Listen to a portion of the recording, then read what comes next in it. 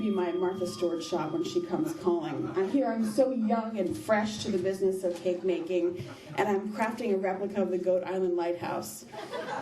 Look at that, isn't that beautiful, all the frosting and the tower.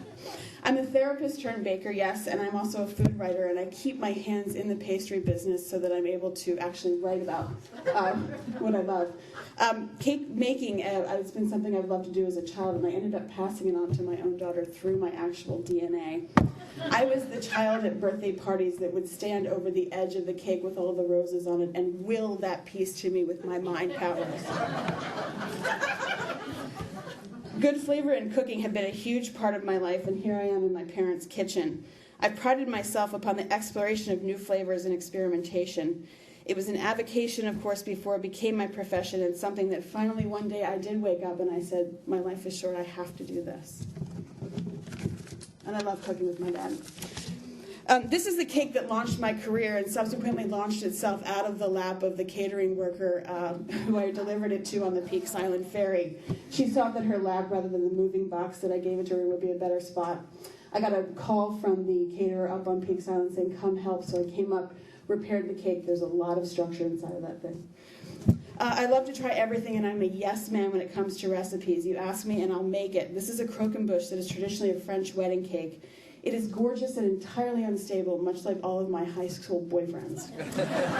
Any bit of moisture will cause this cake to collapse.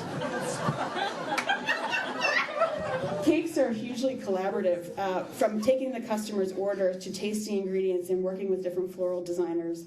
Decoration can make a cake, and here my friend asked me to make a fitting base for her Crimson Glory roses. I like to keep it simple to inspire salivating excitement. Cakes require a tremendous amount of trial and error. Chemistry, engineering, and construction come into play along with a tremendous amount of patience. Each cake has a story from its idea, creation, consultation, and even ingestion. This was for my friend Dan, who wanted a modern way to pair raspberries and chocolate. What resulted is the Le Daniel cake, which is actually my most popular cake. I get a lot of calls like this. My wife and her friend are into men, cowboys, boots, spurs. Can you do something with that? I thought this looked really pretty, and he thought it wasn't Marlboro Man enough. He thought it was a little too pretty. But I get calls like that a lot. I also get a lot of calls that say, do what you want, just make it look good. And I can fervently say that I never try for the opposite of looking good. Beauty, however, is always subjective. I do love the license to exercise the ideas that roll around in my head at 2 a.m. for neat cake designs. This was my take on strawberries and cream. And someone here in the audience actually ate that cake. Getting the right help is crucial to the survival of my business. I like to get my employees young and malleable without fully formed culinary opinions. This is my most recent hire with her first cake attempt, and I think I trained her pretty well.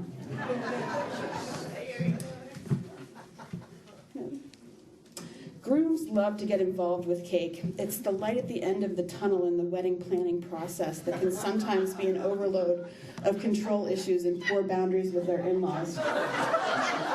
We make sketches, we talk support systems, weight balancing, and the important issue of stress-free transportation to the reception site. Men love it. Cake takes over and my entire home becomes my studio. My family loves how clean it can be, motivated by the fear that the health department may come at any moment. And they hate the fact that while in the height of the season, everyone wears a slight sheen of 10x powdered sugar all over their body. I got a terrible call from the head of Clay Hill Farm asking why I had not delivered a wedding cake. I had scheduled it for the next day. 43 minutes and I was out the door. 43 minutes was all it took to make this cake. It is a deep fear that I will forget a cake for a bride, and I did just that. My brave husband rolled the fondant, iced and cut the flowers, and we got it down to the reception just before the dinner service. Problem solved, and the love for my husband increased exponentially. This is a cake I made for a wonderful girl named Olivia. Her mother came to me with a brown sack filled with the 2 stuffed animals, saying you have 1 hour to copy these animals exactly for the cake. She was so pleased that the daughter ate it right away. Another couple, Tanya and David, asked me to make a cake around a Halloween theme.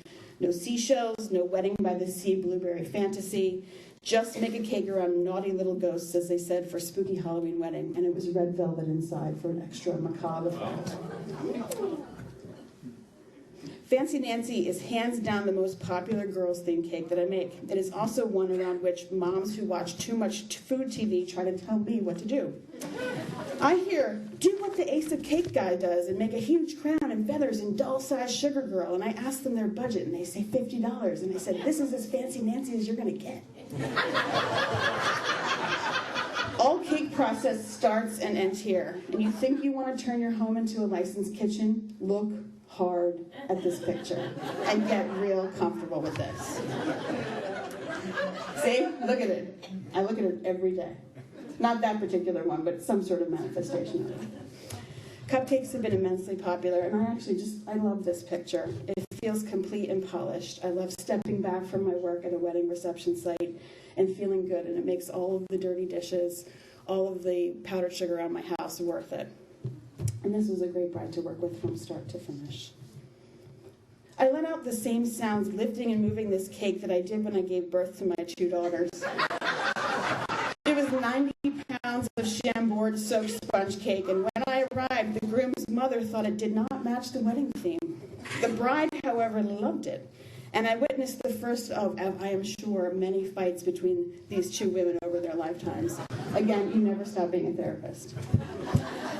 The couple who ordered these cakes and sweets for their wedding day took the time to send me a large postcard from their honeymoon. During their time away from it all, they told me that, quote, they thought of the cakes and how much they had made their day, unquote.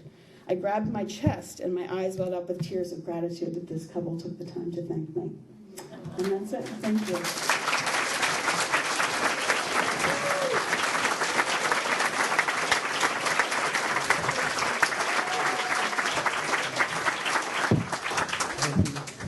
Thank you, Kristin. That was brilliant.